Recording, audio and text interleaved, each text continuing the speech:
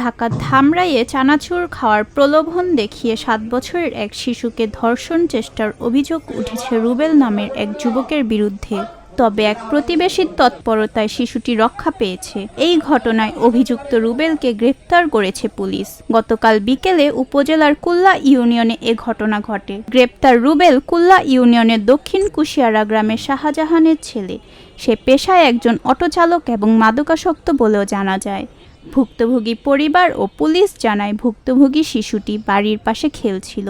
এই সময় অভিযুক্ত ব্যক্তি শিশুটিকে চানাচুর কিনে দেওয়ার প্রলোভন দেখিয়ে নির্জন স্থানে নিয়ে যায়। শিশুটির চিৎকারে প্রতিবেশী এক নারী ও তার শ্বশুর এগিয়ে আসলে শিশুটি অভিযুক্ত রুবেলের হাত থেকে রক্ষা পায়। পরে স্থানীয় জনতা অভিযুক্ত রুবেলকে মারধর করে 999-এ ফোন দিয়ে পুলিশের হাতে সোপর্দ করে। ধামরাই থানার ওসি নাজমুল হুদা খান বলেন, শিশুটির পরিবারের পক্ষ থেকে একটি মামলা দায়ের করা হয়েছে। ভুক্তভোগী শিশুকে ডাক্তারি পরীক্ষার জন্য হাসপাতালে পাঠানো হয়েছে।